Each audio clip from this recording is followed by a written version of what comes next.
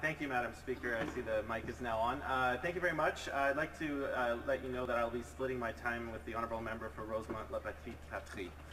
Madam Speaker, it's a great honour to be back in this House, having been re-elected to this 43rd Parliament by the great people of Cowichan, Malahat, Langford.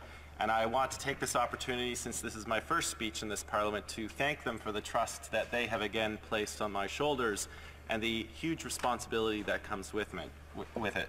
I am very lucky to be representing such a beautiful riding, a 4,700 square kilometer part of Vancouver Island, filled with such amazing communities like Chemainus, down through Duncan, all the way extending south to the city of Langford, and extending out west through Lake Cowichan, and including the community of Port Renfrew.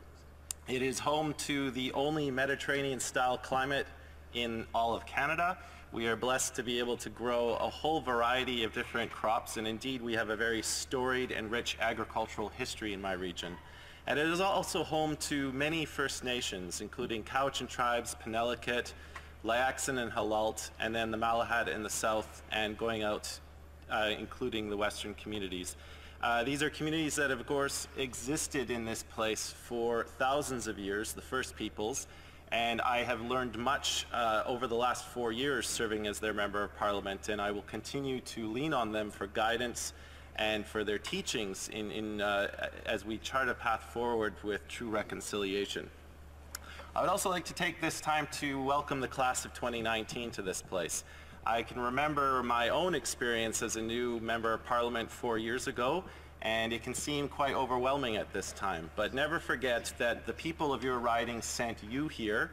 They placed their trust on your shoulders, and that every single seat in this place represents a distinct and unique geographic part of Canada. And I think all members of Parliament, even though we may have our disagreements, have to respect that first and foremost. The electors are never wrong. Hey. Madam Speaker, when I look at the results of my riding, the election results, I can see when you take the aggregate of the vote for all of the parties, there was a clear desire from the people of Cowichan, Malahat, Langford to see action on climate change, to see action on housing, and to see action on healthcare. Because the three parties that came out with a huge margin on that all spoke in their platforms with commitments to those three things. Now, some with varying degrees of importance, but nonetheless, people saw those three items in the party's platforms, and that is what they responded to. I'd like to start with the issue of climate change. There is absolutely no doubt that this is the top issue of the 21st century. And I don't need to repeat everything that's been said in this House in the previous Parliament and the one before that. But we're now at a point where last year we had a letter issued from over 11,000 scientists around the world in over 150 countries, warning policymakers that this has to be the top issue for policymakers, that we have to measure our success with scientifically verifiable targets. And unfortunately, the debate in this place has so often centered simply on the carbon tax, which all experts in this area will acknowledge that is just a very tiny part of what our overall response to climate change has to be. Now, when we start talking about the costs of climate change, what is conveniently left out of the conversation is what the economic costs of unmitigated climate change will be. You know, we've heard experts peg the figure at around 10%, I'm paraphrasing here, 10% of the world's GDP. When you start talking about that figure, we're not talking billions of dollars, Madam Speaker, we're talking about trillions of dollars. So I ask people who are fighting against the carbon tax, how much of our nation's tax revenues are they prepared to spend when we're fighting wildfires in British Columbia and Alberta?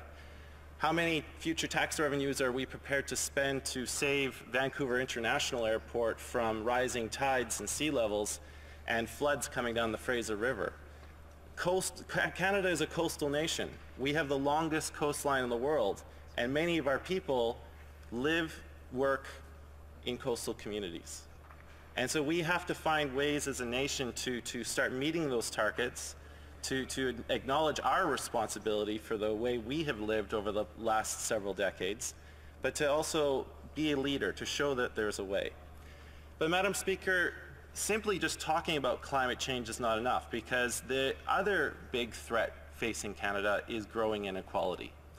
And the other thing I clearly learned over my last 4 years as Member of Parliament, but also on the doorsteps of my riding, is that our path towards environmental justice will never happen unless we also have economic justice and social justice. You can go up to a person's doorstep who is struggling to pay the bills, who's wondering whether they're going to have a job next month, whether they're going to be able to make that hard choice between rent, utilities, and putting good quality food on the table. And unless you have a comprehensive climate change plan that includes a place for the most disadvantaged members of our society, it will not work.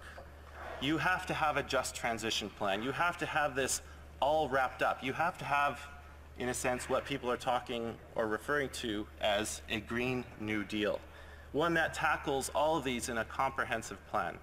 Because simply leaving it to private citizens and the goodwill of corporations, while important, is simply not going to be enough. We know we're now at a stage where we have to start treating this seriously. I'd like to move on to healthcare, Madam Speaker, because that was the other big thing.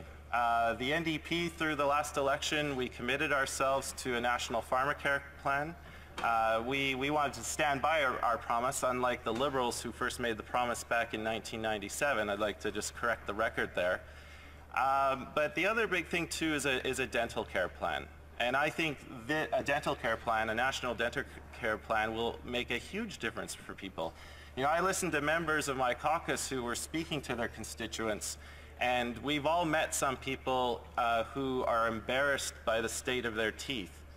They've in fact had to hold their hand over their mouth because they're embarrassed by the state of their teeth. And we know that good oral health is also very important to good overall health.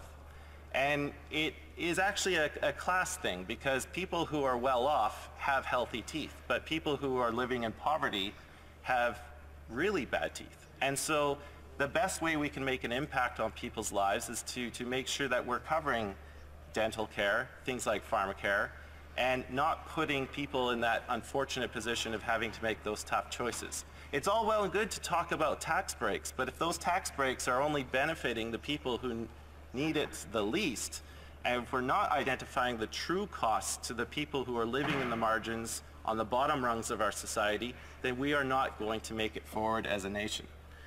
And I have to talk about the opioids crisis, Madam Speaker. The opioids crisis continues to ravage my community.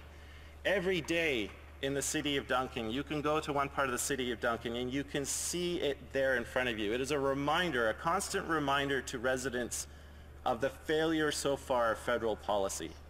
Because unless we as a nation are prepared to have those difficult conversations about whether we engage in policies that establish a safe drug supply, commit ourselves to decriminalization for small amounts, we're not going to move forward, Madam Speaker, because the agencies that are trying to provide help are still operating under the shackles of current federal policy.